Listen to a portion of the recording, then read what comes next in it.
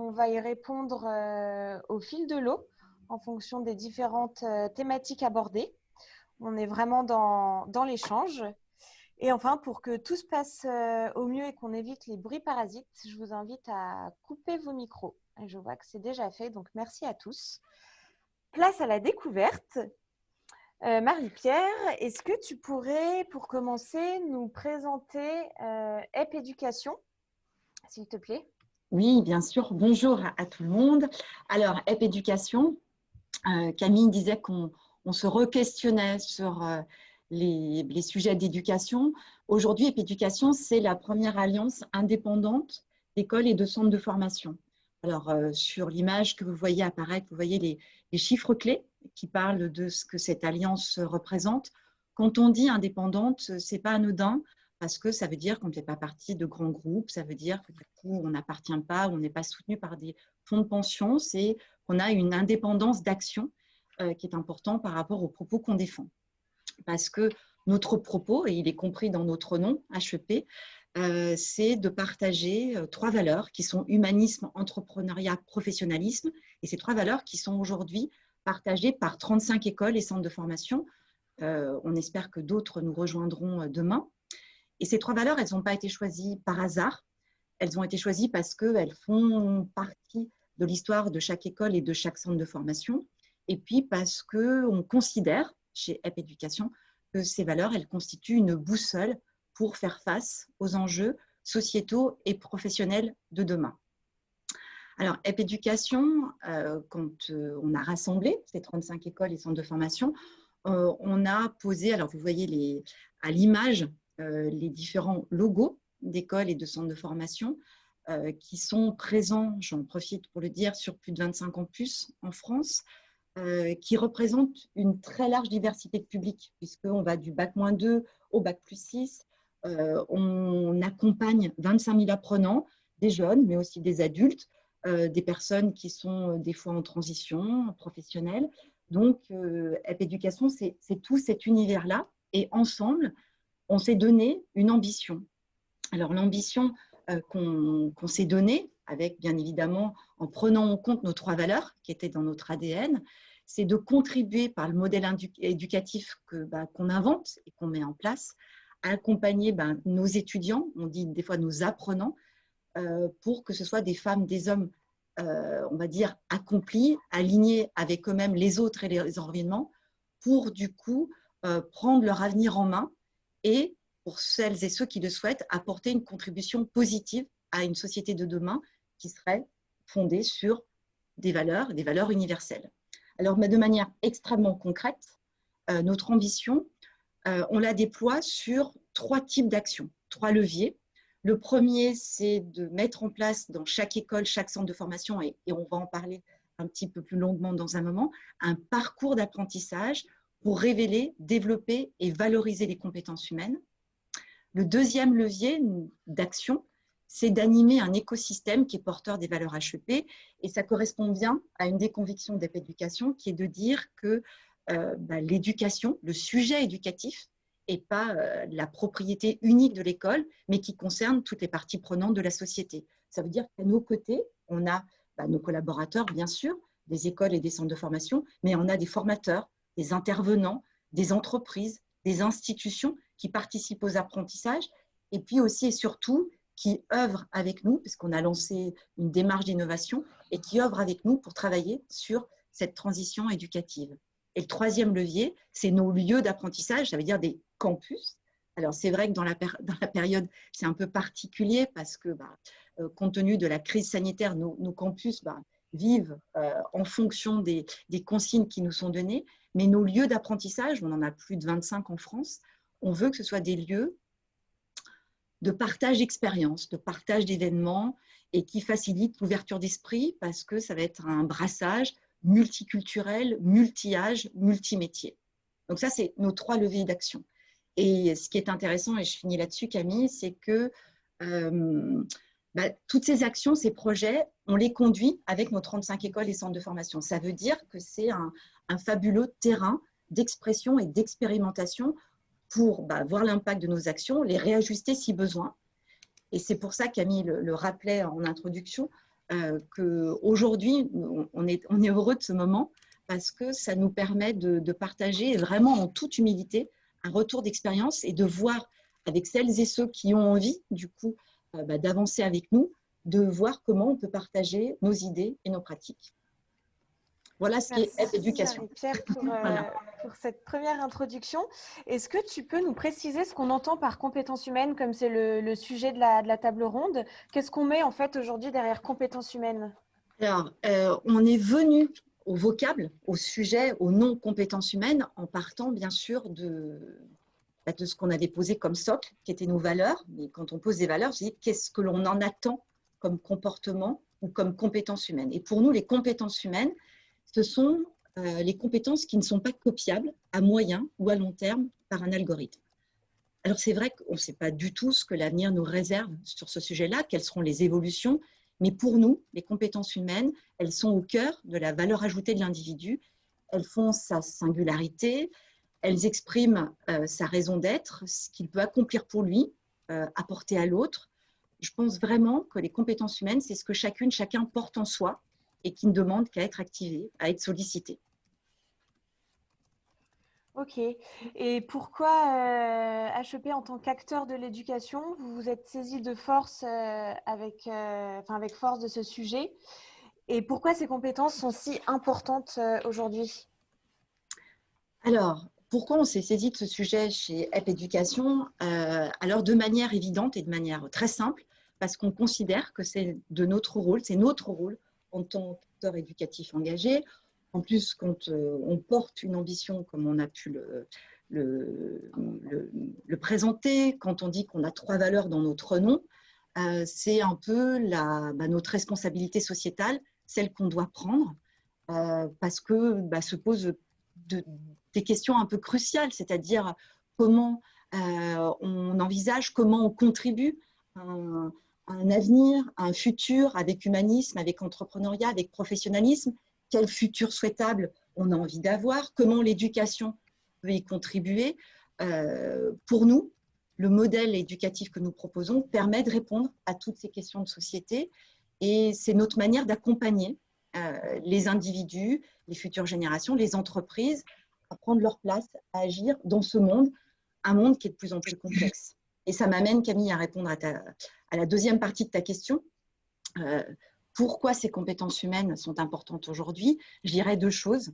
La première, c'est que c'est une force, on en est convaincu, pour agir et entreprendre dans un contexte qu'on peut qualifier de différentes manières. Alors, certains parlent d'un environnement VUCA, volatile, incertain, complexe, ambigu.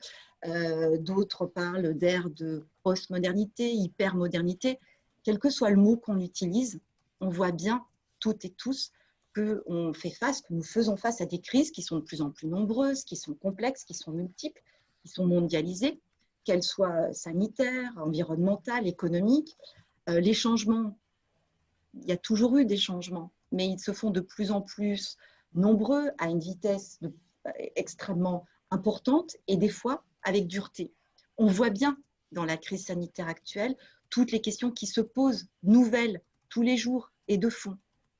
Et je pense que si nous ne nous saisissons pas en tant qu'humains de nos compétences humaines pour du coup répondre à ces questions avec, on va dire, avec éthique, avec justesse, si nous n'apprenons pas à nous informer, à distinguer le faux du vrai, à du coup agir, faire preuve d'humanité, je pense que ça deviendra très compliqué. Après, on pourrait prendre ce contexte de manière pessimiste. Pour nous, ce contexte est une occasion d'imaginer et de mettre en place autre chose, un autre modèle éducatif. Et c'est notre manière d'y contribuer via l'éducation, via la formation, à accompagner au développement de nouvelles compétences humaines. Et on pense qu'il est impératif, face à ces changements, d'accompagner l'individu à la connaissance de soi, de l'autre, pour entreprendre un futur qui va lui convenir, qui a du sens, mais qui est aussi écologique pour l'autre. Alors, quand on parle de l'autre, on parle aussi des autres, parce que on parle beaucoup de demain, mais je dirais qu'aujourd'hui, le mot collectif, il est impératif. Ça, c'était la première raison de pourquoi les compétences humaines sont importantes aujourd'hui. C'est toutes ces questions d'environnement, de contexte et de crise. Et du coup, de savoir jouer de ça, et de plus que jamais. Et la deuxième raison, et je terminerai là-dessus, c'est que ces compétences humaines, elles sont cruciales pour faire face à ce qui est à prévoir dans le changement des métiers, qui va faire appel à de nouveaux types de compétences.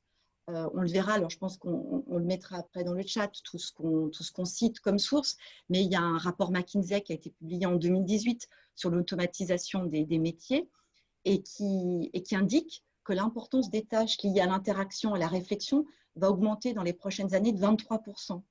L'OCDE, le Forum économique mondial, qui font quand même quasi consensus à la communauté scientifique, disent très clairement que les super pouvoirs humains du XXIe siècle vont faire appel à notre capacité à interagir, réfléchir, apprendre. Donc, c'est bien le sujet des compétences humaines. Donc, c'est vraiment crucial de s'en emparer aujourd'hui. Merci Marie-Pierre. On a une première question d'Élodie qui nous demande si on est un établissement privé ou public. Alors, nous sommes des écoles et centres de formation privés. Si vous avez d'autres questions, n'hésitez pas à les mettre dans le chat. On aimerait bien vous entendre, vous, participants, sur quelles sont les compétences humaines fondamentales selon vous. On va prendre 5 expliquer, du coup, Camille, je me dis, expliquer le chat, en fait. Le chat, oui, si vous voulez. Ah. Oui. Pour écrire dans le chat, du coup, alors sauf que je suis en partage d'écran, donc je ne vois pas tout. Vous vous rendez en bas de l'écran, vous avez, quand vous allez en bas de l'écran sur Zoom, vous avez un icône converser. Vous cliquez dessus et là, normalement, vous avez une fenêtre qui s'ouvre de conversation et vous avez juste à saisir le message, votre question. C'est discussion l'icône. Voilà. Voilà, donc n'hésitez pas à partager vos réponses. Selon vous, quelles sont les compétences humaines fondamentales ?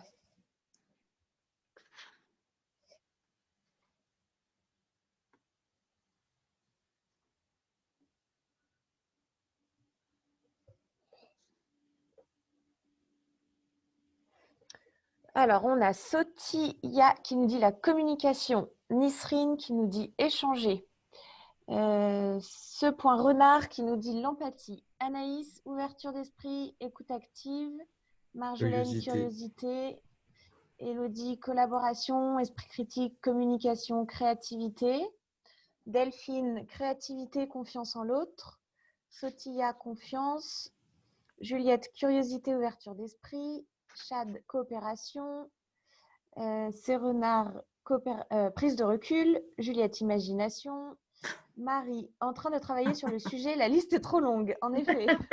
On pourra travailler ensemble, Marie. Juliette, générosité, Élodie, résolution de problème, Delphine, collaborer, apprendre, ouverture d'esprit, et Marie qui répond avec plaisir. Ok, est-ce que d'autres personnes souhaitent partager ?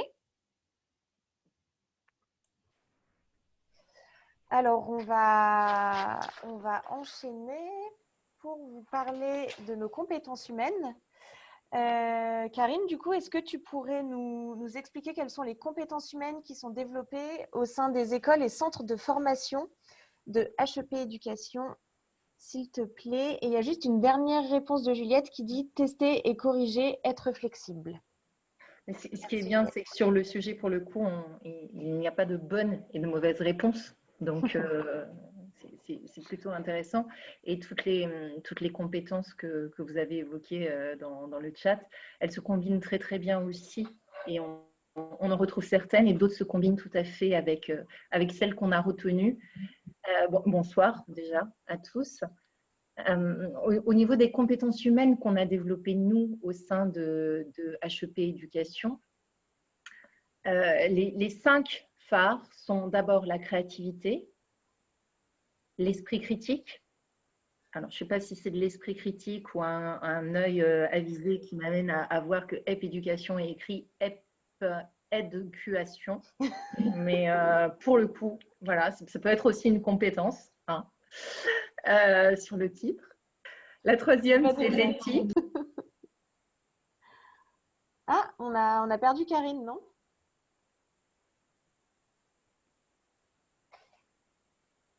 Est-ce qu'on a perdu Karine? Ah oui, Effectivement. on l'entend pas. Ouais. Elle disait du coup, la troisième, c'est l'éthique. Moi, je pense Elle qu'elle a- va se reconnecter. elle a C'est les joies disparu. du direct et c'est pas grave du tout. Je vais l'appeler. Si tu m'entends, j'ai un bug informatique. Je suis en train de me reconnecter. Ok. Étant donné que j'ai été.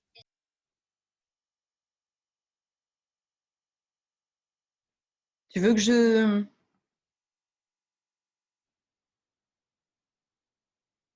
Elle se reconnecte du coup, Camille? Je t'entends pas, Camille, hein, mais bon. Ah, tu es au téléphone. Eh bien, écoutez, c'est les joies du direct. Donc, nous faisons preuve de compétences humaines pour, du coup, être souple. Camille, on t'entend pas, Camille. Nous ne t'entendons pas. Et moi, je vous entends. Pardon, j'étais en ligne avec Karine qui se reconnecte. Elle a eu D'accord, un problème de connexion. ça Et marche. elle me dit de vous dire qu'il y a une 6e compétence humaine à rajouter qui est la maîtrise du digital. Oui, mais tu sais, je viens de dire, Camille, que du coup, c'est aussi la souplesse, l'agilité. Donc, écoute, ça fait partie du… Ça fait partie du jeu. Et c'est Voilà, pas grave du tout. exactement. Peut-être Marie-Pierre, si tu veux dire 2 mots en attendant sur les compétences humaines. Et puis Ah, Karine reprendra. ouais, si tu veux. Ah, elle est là. Elle est là? Très bien. Ouais. OK.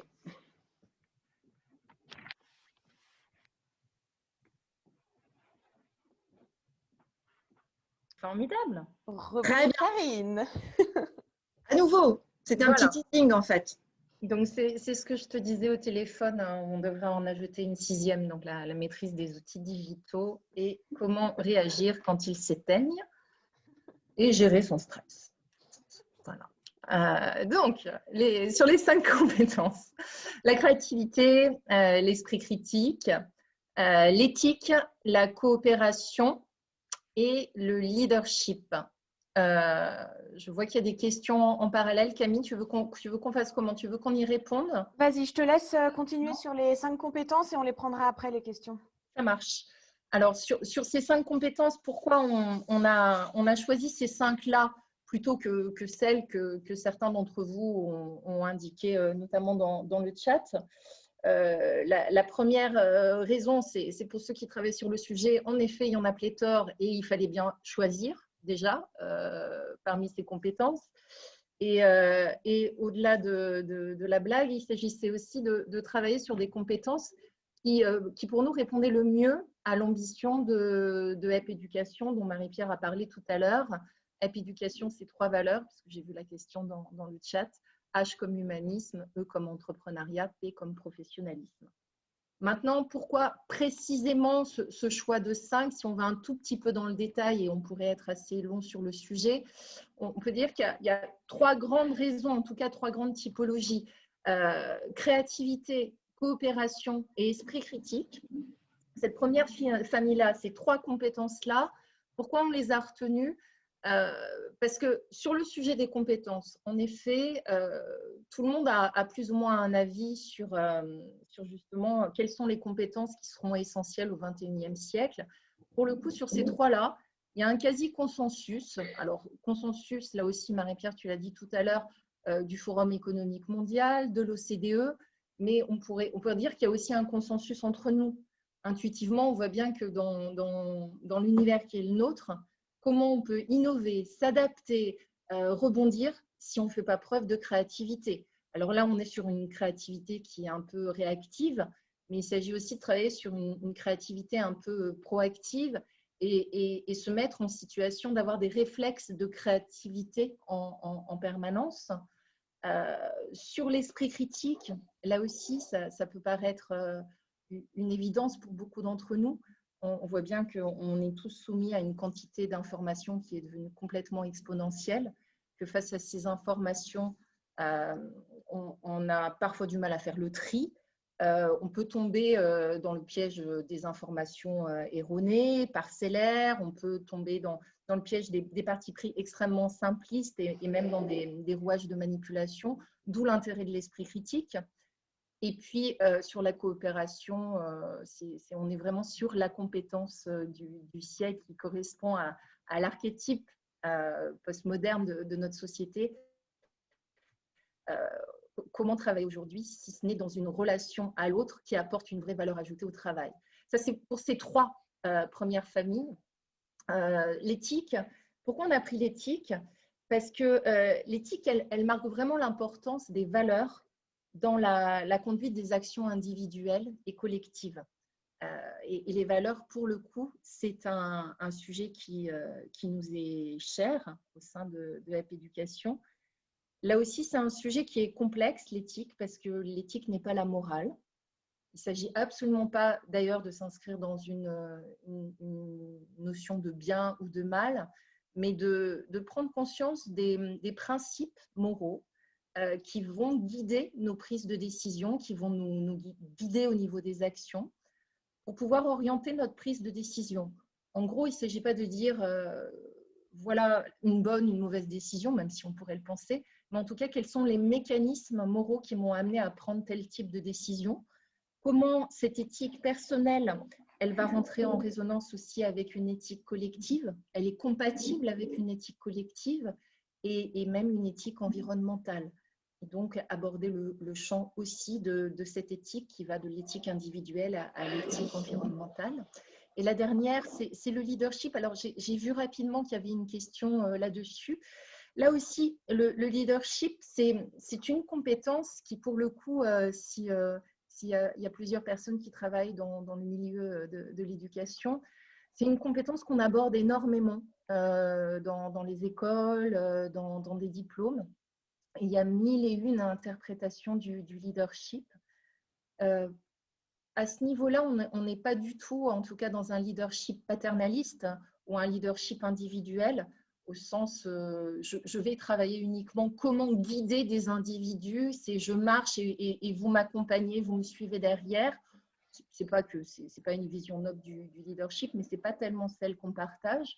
On est plus sur une notion de leadership partagé, un souhait peut-être un peu ambitieux de donner un sens à une forme de leadership humaniste. Et finalement, cette compétence-là, dans notre pédagogie, on va la travailler plus en macro-compétence qui va intégrer les 4 autres. Comment je vais exercer mon leadership en combinant ma créativité, l'esprit critique, l'éthique et des relations de coopération. Et je termine là, c'est que ces 5 compétences, on les aborde absolument pas en silo. On a choisi de les travailler en combinaison. C'est-à-dire que dans notre pédagogie, on va vraiment les mailler les unes avec les autres dans une progression pédagogique pour les orchestrer. Et là, en l'occurrence, si on additionne ces compétences, si on a 5, on est convaincu que l'orchestration permettra de faire une valeur ajoutée qui est bien plus importante que la simple somme de ces compétences disparates. Voilà pourquoi. Ok, il y a une deuxième question de Elodie qui nous dit « Devons-nous tous faire preuve de leadership ?» Je ne suis pas sûre d'avoir compris la question, Camille, pardon. Alors, la question, c'est « Devons-nous tous faire preuve de leadership ?» Bon, je ne sais pas. Alors déjà, moi, Elodie dit que tu as répondu. Voilà. Là, c'est un parti personnel. J'aime pas quand on dit « il faut », « on doit ». Et je pense que là aussi, sur un sujet comme celui-là, à partir du moment où on est sur du vocable de « il faut »,« on doit », je ne suis pas très à l'aise avec ça. Je ne sais pas si on doit, mais en tout cas, c'est en effet intéressant d'avoir ces compétences pour exprimer sa raison d'être individuelle et rentrer en résonance avec une raison d'être collective. C'est ce qu'on pense. Après, il faut, on doit, je ne sais pas. Merci Karine. Dans tout l'univers des compétences humaines, il y a, je pense, un acteur important à prendre en compte sur ce champ-là, c'est les entreprises. Est-ce que vous pouvez nous partager les positions des entreprises sur les compétences humaines et comment elles les abordent pour celles avec qui EP Éducation a déjà pu échanger à ce sujet? Oui, alors après, on ne parlera pas au nom de toutes les entreprises, hein, puisque du coup, ça serait prétentieux, mais c'est vrai que quand on a démarré notre travail sur le parcours d'apprentissage qui va voir le jour à la rentrée et qui s'appuie sur les 5 compétences humaines dont Karine vient de parler, on a de manière évidente interrogé les entreprises qu'on connaît et puis les anciens, entre guillemets, les anciens diplômés de nos écoles et centres de formation, des fois on dit les alumni, qui sont maintenant en poste.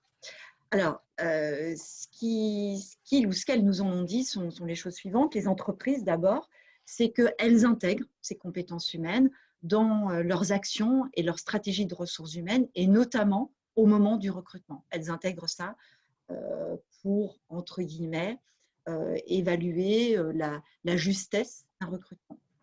La deuxième chose, c'est que ces compétences humaines, pour les entreprises, très clairement, elles facilitent pour leurs salariés leur mobilité professionnelle et leur employabilité.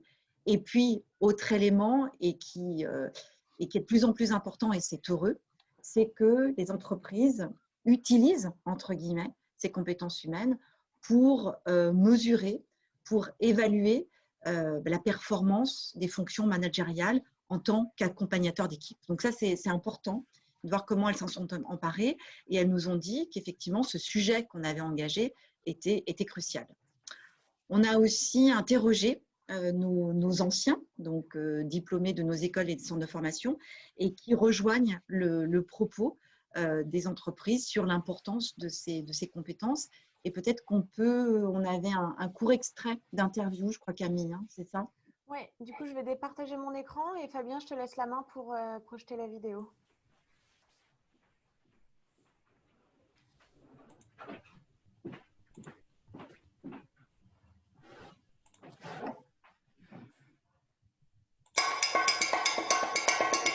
Je m'appelle Thibaut Isoré, je suis journaliste vidéo au Figaro. Je m'occupe de l'actualité en direct Ça marche là ou pas? au quotidien. Oui. Et Ok. j'ai fait l'une des écoles HEP Éducation. Alors pour moi, l'esprit critique, c'est tout simplement ne pas se contenter d'une information, d'un discours qu'on trouve satisfaisant ou non, et surtout chercher à s'informer dans tous les sens et toutes les directions. Le meilleur moyen de garder un esprit critique, c'est tout d'abord de s'informer au quotidien et un maximum, et ensuite et surtout de croiser les sources, de ne pas se contenter d'un discours ou d'une information, mais de regarder cette même information de la façon dont elle est traitée dans différents endroits. L'esprit critique, attention, c'est pas du tout une compétence qui est propre aux journalistes. Justement, en tant que citoyen dans une république et dans un monde mondialisé, eh bien, il est essentiel de garder cet esprit critique, qu'on soit journaliste, communicant, boucher ou encore poissonnier.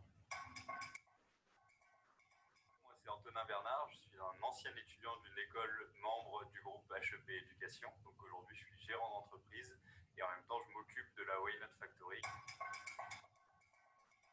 Faire ensemble des choses qu'on n'aurait pas réussi à faire seul. C'est le fait d'accepter de ne pas être parfait, d'avoir ses propres limites. Et si on n'a pas cette condition sine qua non, en fait, on ne va jamais pouvoir demander de l'aide aux autres, s'appuyer sur les compétences des autres. Gardons en tête qu'on ne peut pas avancer seul longtemps et loin. Désolée pour l'image figée, c'était le cas pour tout le monde.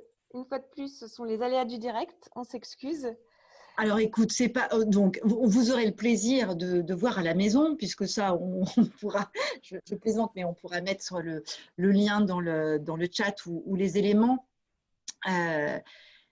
Vous le verrez, mais en fait le propos de ces anciens, là c'était en l'occurrence 2 relativement jeunes anciens diplômés, mais on a interviewé d'autres anciens de nos écoles et on voit que quel que soit leur âge, leur filière métier, leur poste, pour eux, pour elles, ces compétences humaines, c'est vraiment important dans un parcours professionnel et même de plus en plus. C'est-à-dire qu'au démarrage, il y a cette pratique de compétences plus techniques et très clairement, ils disent que ce qui a permis la réussite de leur parcours, peut-être des choix plus humains, plus mesurés, c'est de pouvoir développer leurs compétences humaines. Mais ça, vous le verrez dans la vidéo, mais en synthèse, c'est ce qu'on retenait.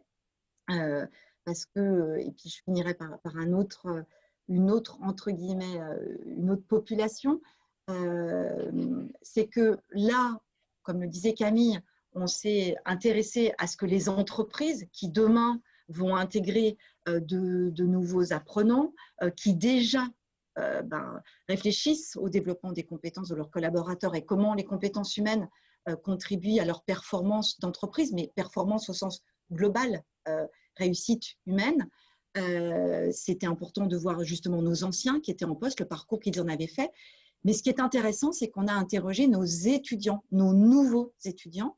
Alors, cette année, ils étaient plus de 1200 qui ont intégré à la rentrée, alors dans des conditions un petit peu particulières, mais qui ont intégré nos écoles et nos centres de formation. Et on a lancé une étude auprès d'eux pour savoir qu'est-ce qu'à 18 ans, qu'est-ce que ça veut dire les compétences humaines, comment on vit avec ça, comment on se projette.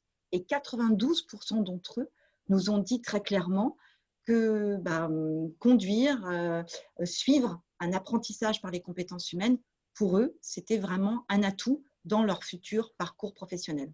Donc, on voit bien que ce sujet des compétences humaines, ce n'est pas, entre guillemets, simplement parce qu'il faut répondre à un contexte, à une situation. Ce n'est pas uniquement un propos, on va dire, pas intellectuel, mais de conception. C'est qu'il y a une vraie attente et de toutes les parties prenantes de la société sur ce sujet-là. Merci Marie-Pierre. On a une question.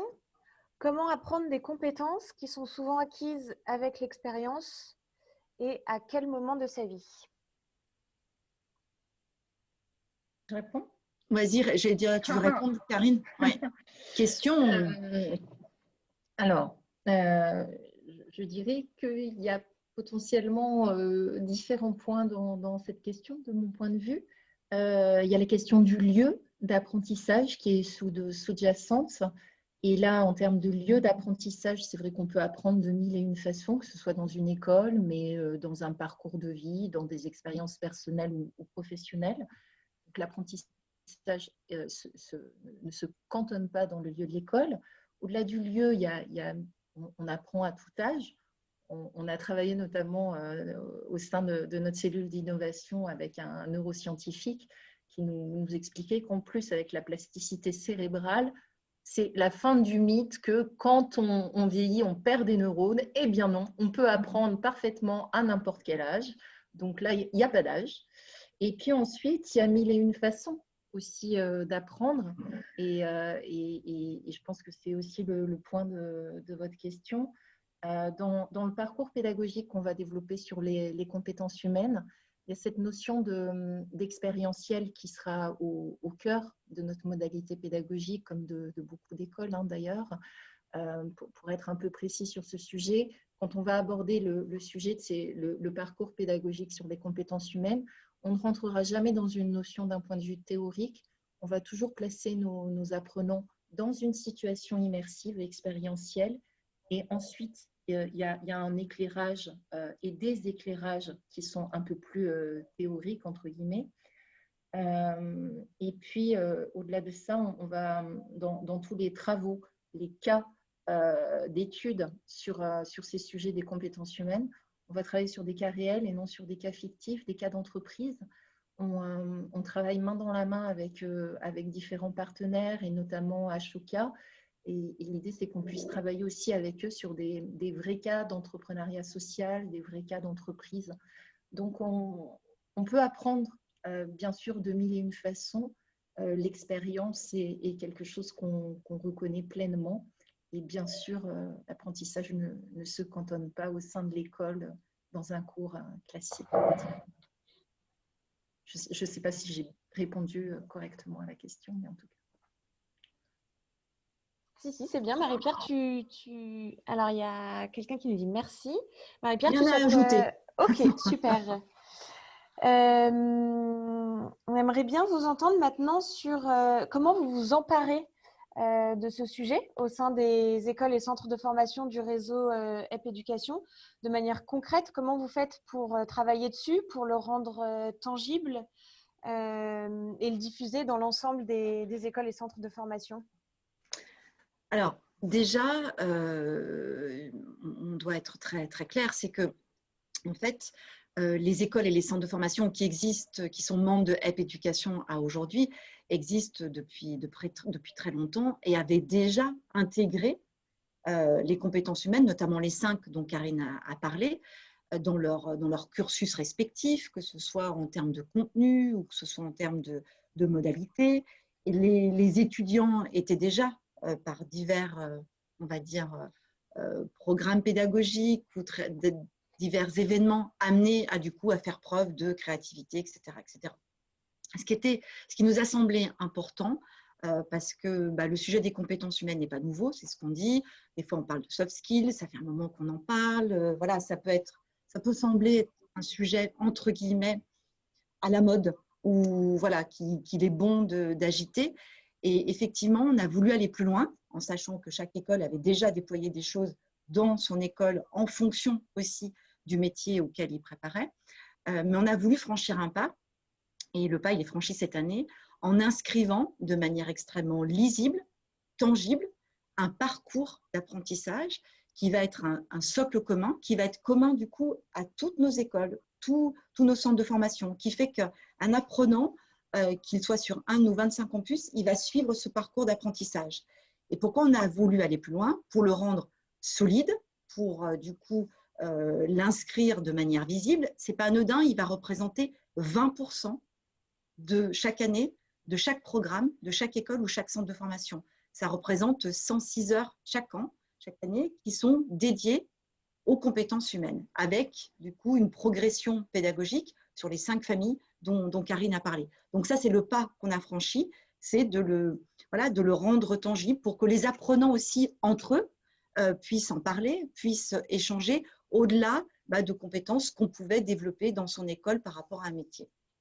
Et puis, ce qui est intéressant, et Karine en a parlé en répondant à la question, c'est que ce parcours d'apprentissage qu'on a construit, qui va représenter 20%, on est en train de l'imaginer sur une cible, entre guillemets, adulte, parce que tout ce qu'on dit depuis tout à l'heure était plutôt pour des étudiants, des apprenants jeunes, mais on réfléchit à mettre en place dans quelques mois un parcours d'apprentissage sur les compétences humaines pour proposer à des apprenants adultes, parce qu'effectivement, on apprend à tout âge, on apprend tout au long de la vie, surtout quand on parle de compétences humaines. Donc ça, c'est la manière dont on s'en sait emparer, mais je crois que Karine va compléter aussi.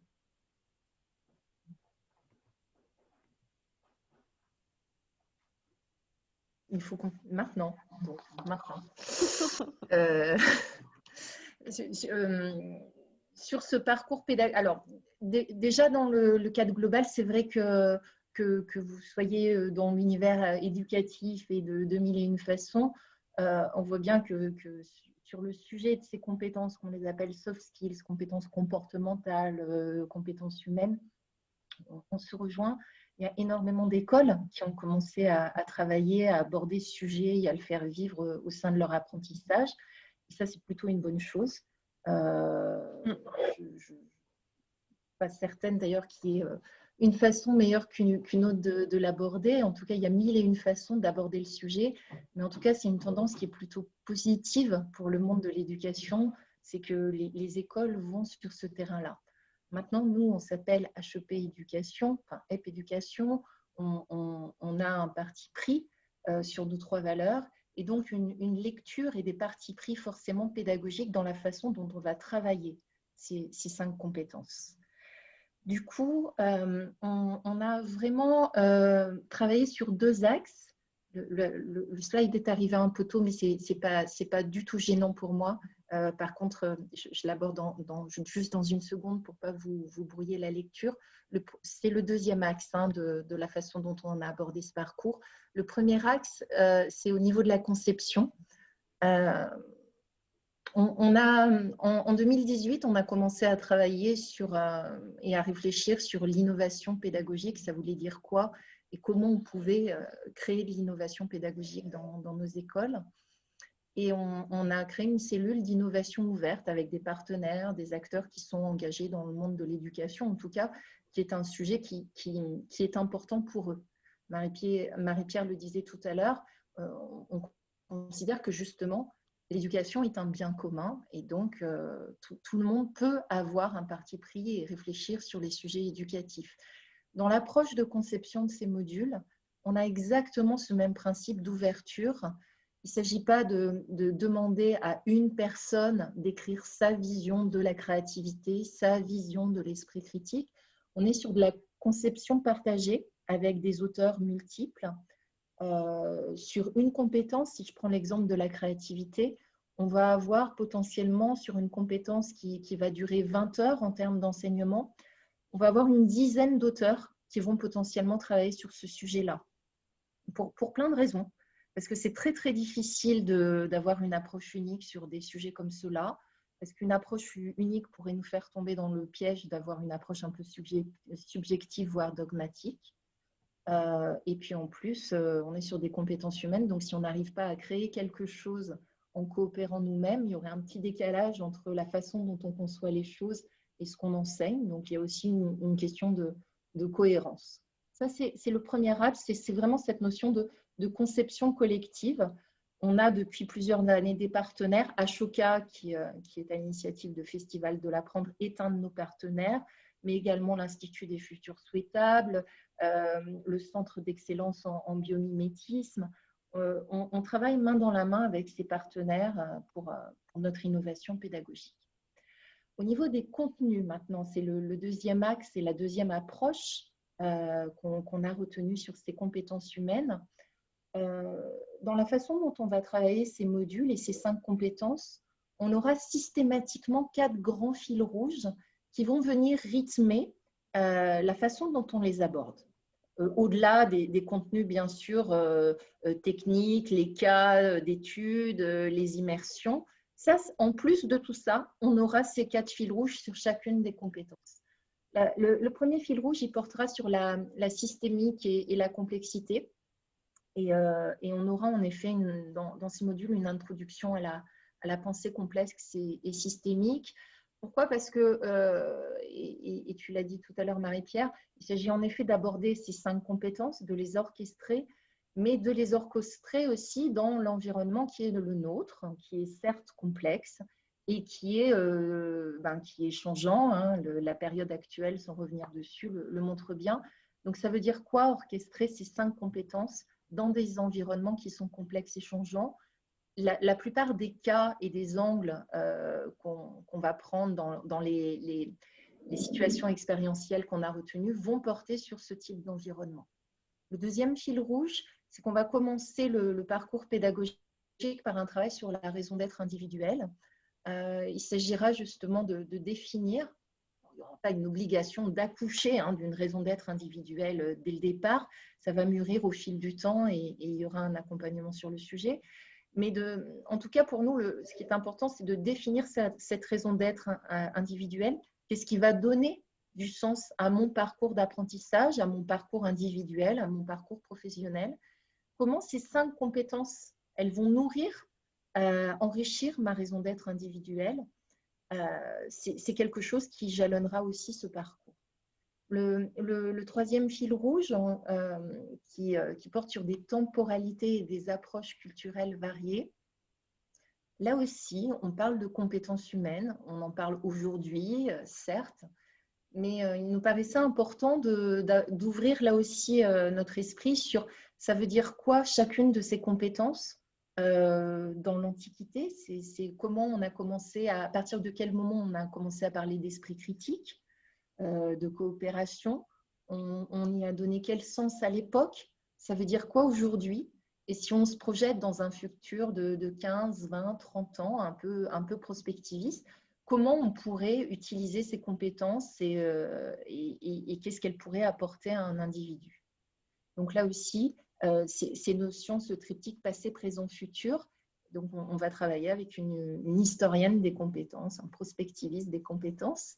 Et puis, il s'agira aussi de ne pas avoir une vision centrée, en tout cas sur nous, sur la France, sur l'Europe, mais en tout cas de replacer aussi ces compétences dans une approche multiculturelle et de voir quelle lecture on peut avoir de l'appréhension ou du développement de ces compétences d'une culture à l'autre. Le dernier fil rouge qui est très, très important pour nous, c'est le lien avec les principes du vivant. Puisque là encore, dans notre nom, on est HEP, le H de humanisme. Très difficile de définir l'humanisme, en tout cas, on lui a apporté notre lecture, mais là aussi, il y a plusieurs lectures possibles de l'humanisme. On n'est pas du tout dans un humanisme qui exprime la pleine puissance de l'individu sur la nature, mais plutôt comment on replace justement l'homme à l'intérieur d'un écosystème du vivant, comment on peut s'inspirer des principes du vivant et de toute cette richesse qui nous a précédés, en tout cas qui a précédé l'existence de l'homme, pour mettre en œuvre ses compétences humaines. Donc là aussi, sur chacune des compétences qu'on va aborder, on verra, entre guillemets, hein, bien sûr, ça veut dire quoi comment le vivant il est créatif. Quelle est la lecture du vivant sur l'esprit critique, la coopération, le leadership. Et donc, on va travailler notamment avec nos différents partenaires sur ce sujet, partenaires avec lesquels on a notamment déjà collaboré pour élaborer un jeu qui s'appelle le jeu des principes du vivant. Et c'est là où, normalement, si la technique suit, il y a un slide qui doit… Regarde, c'est merveilleux. Tu vois, voilà, c'est merveilleux. Et donc, ce jeu, il est en open source. Hein, vous pouvez totalement le télécharger. C'est pour ça qu'on a mis ce slide sur le site de EP Éducation. Je vais y venir. Donc, vous pouvez le télécharger sur notre site. C'est un jeu que nous avons construit avec le Centre d'excellence en biomimétisme, avec l'Institut des futurs souhaitables, et qui permet justement d'exercer sa créativité en s'inspirant des principes et des règles du vivant. Je crois aussi, mais j'ai oublié la date, que pour ceux qui veulent vivre une session de jeu, on a créé ce jeu en présentiel et aussi sous un format digital. Et il y a une session de jeu dans le cadre du Festival de l'Apprendre qui a lieu, je ne sais pas quand. Qui a lieu demain, de 14h à 16h. Et je vais vous mettre le lien dans le chat si ça intéresse certains d'entre vous. Super. Voilà.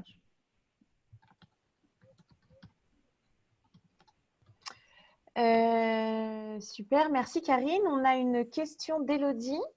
Quelle est la place du numérique et des nouvelles technologies dans votre approche? Comment concilier humanisme et numérique? C'est le sujet favori de Karine. Je ne sais pas. C'est la réflexion sur les humanités numériques, entre autres. Tu veux Non, répondre parce qu'il y a une question de contenu. Là aussi, il y a dans votre question, sans vouloir l'interpréter, il y a une question aussi bien de contenu que de modalité. Tu orientes du coup un peu ma lecture, mais je pense quand même que tu as bien compris la question en parlant des humanités numériques, en effet. En tout cas, c'est un point qui sera abordé dans tous les cas, les éléments sur lesquels les apprenants vont être amenés à travailler, les projets à l'intérieur de ces 5 compétences. On va ancrer tous nos cas d'études sur des sujets de société et des enjeux de société. Déjà parce que c'est un parcours commun à toutes nos écoles, donc on ne peut pas trop le contextualiser, mais pour le coup, l'usage du numérique est un sujet de société. Donc, on va l'aborder sous le prisme des humanités numériques. Ça veut dire quoi, un usage raisonné du numérique? Là aussi, on n'apportera pas du tout une réponse à ce sujet-là. Il s'agira pour les apprenants de se faire leur propre image et leur propre vision, leur propre pratique et comportement d'usage raisonné du numérique. Usage raisonné du numérique avec leur esprit critique, avec toute leur créativité et tout en s'inspirant aussi de l'éthique qu'on aura posée sur ce sujet-là. Donc là, on voit que c'est un sujet qui se prête magnifiquement à la combinaison de ces 5 compétences. Ça, c'est sur le fond. En termes de modalité, pour le coup, on a aussi un parti pris qui est de dire, en ce moment, on a beaucoup de cours d'enseignement et on est nous-mêmes sur un format digital ce soir. Il ne s'agit pas aujourd'hui, en plus, on n'a peut-être pas suffisamment de recul pour dire qu'est-ce qui est bien, qu'est-ce qui est mieux. Il y a des grands débats sur le digital, le présentiel. Alors certes, on en a peut-être un peu marre d'être devant nos caméras en ce moment, en tout cas, je parle pour moi. Mais le digital a aussi un vrai intérêt. Donc, on est sur un parcours qui sera en approche plutôt blended learning, en combinaison vertueuse entre le digital et des formats présentiels. Oui, je vois Juliette qui parle de l'Institut, j'imagine, de l'Institut des futurs souhaitables. C'est effectivement, je vois le propos de Juliette, effectivement, ça se rapproche puisqu'on travaille en partenariat avec l'Institut des futurs souhaitables sur cette question-là d'esprit critique, mais que là, du coup, alors sur un autre format que les lab sessions de l'Institut, puisqu'on l'inscrit dans nos cours pour nos apprenants et encore une fois, voilà, qui est sous-tendu un lien avec les compétences métiers qui sont aussi dispensées. Mais oui, il y a un air de famille dans tout ça, bien évidemment.